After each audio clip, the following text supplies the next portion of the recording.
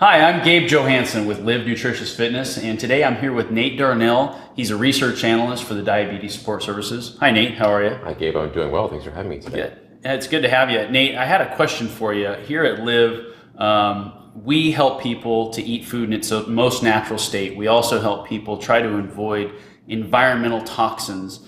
Some of those toxins come in the form of cleaning products, and here, since we have a kitchen and a gym, that's something that Jan and I are often looking for, are cleaning products that we can use that are safe for our clients. Can you tell me, I've heard that electrolyzed water is one of those solutions that you can do, like a bio-friendly cleaning solution. That's right, and those are really good points. And I would add that as an entrepreneur and a trainer, you also want to mitigate your liability and risk, both financially and in potential harm to any of your personnel or your clients. And with a lot of modern day cleaning solutions, that can be a problem because they're very powerful and they can be very toxic.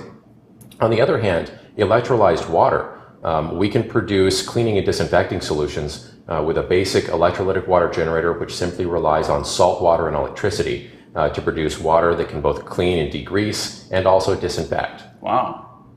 So can you give me an example of can you show us kind of how that works? Sure. So right here, we actually have two containers. These are spray bottles that you would use in a standard gym setting or kitchen setting such as this. This is actually a water that will degrease. So it's always a two-pronged process. You want to spritz this to degrease, and then you want to use this one, follow it, just to disinfect. Okay. So I think for an example, just to demonstrate how this can break up oil, this is standard cooking oil. Sesame oil. So this one is degreaser, and so they're both water, electrolyzed water, but one is degreasing and one is... That's right. They're both very dilute solutions. Okay. So this is technically dilute electrolytic sodium hypochlorite. Actually, dilute electrolytic sodium hydroxide. So it breaks up oil. This is dilute electrolytic sodium hypochlorite. Okay. And I'll talk about the distinction between this and bleach in just a moment. Okay. So this is, what's in this container is considered by the USDA to be a food additive and completely non-toxic. So we can actually make salad dressings out of it if we wanted to, but it's great at breaking up oil and emulsifying oil. So if I just pour some in here, you can see the oil turns into milk. Oh, wow. So it just completely breaks the fats down. That's right. In the oils. That's right. So if you have oil on your countertop or oil on one of your machines, you just spray this on it, take a rag to it, wipes it right off. Wow. Okay. Now, can you drink this water? Oh yeah. And see, this is one of the other great things. I mean, when you have chemicals in your house, you have to be very concerned about young people because they will find a way to get into it. And kids. We always joke, the bottles, the tamper-proof tops on medicine, the people that need them the most can't open them. And somehow the 2-year-old can always find, his or her way into it. So it's completely non-toxic. Wow. It tastes a little salty. Okay. But if they got a hold of it, no harm. So does that have any health benefits or risks by drinking it, or? It might, but I wouldn't recommend it. Okay. Perhaps under the guidance of a physician. Okay. But for the purposes of this, we're just using it for cleaning and disinfection. Okay. Wow. So likewise, you could actually take the disinfecting water. This is effective against MRSA, Klebsiella pneumonia, E. coli, Salmonella, Listeria, 40 other common pathogens, bacteria, viruses, fungi in 30 seconds or less. Very powerful. So I can also, if your child got a hold of this, again, it's not a major problem. It doesn't taste good. It's got very dilute chlorine in it, not much more than what our municipal water supply has in it. It has a little bit of free oxygen, which functions kind of like a hydrogen peroxide. But again, it doesn't taste great.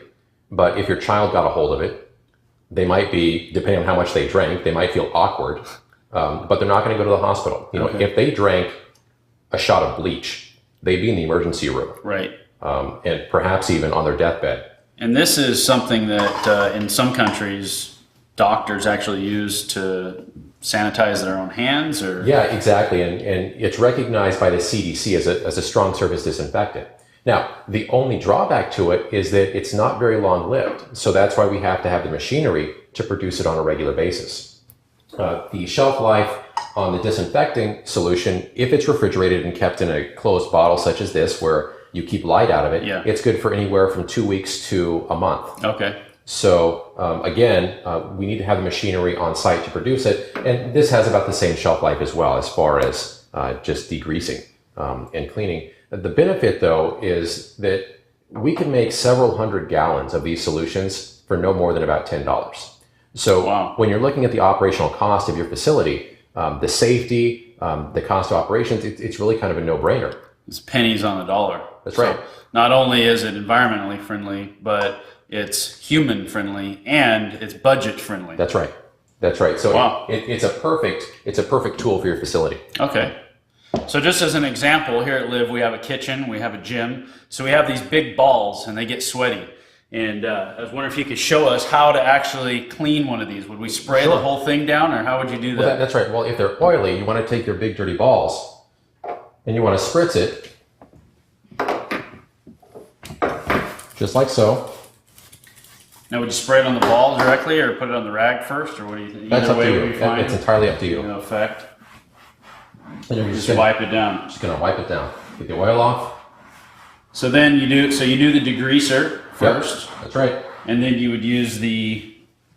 Then you're going to use the disinfectant. And you call that one the disinfectant. Okay. Yep. And then you're just going to spritz it lightly, and you just want to let it sit there for a second. And this is the one that's going to kill any bacteria that might be on it. That's right. That's right. And now your balls are all clean. Wow. Look at that. All right. All right. Very good. Well, thank you, Nate, for joining us today to talk about the cleaning purposes that we can use electrolyzed water for. And we look forward to seeing you next time.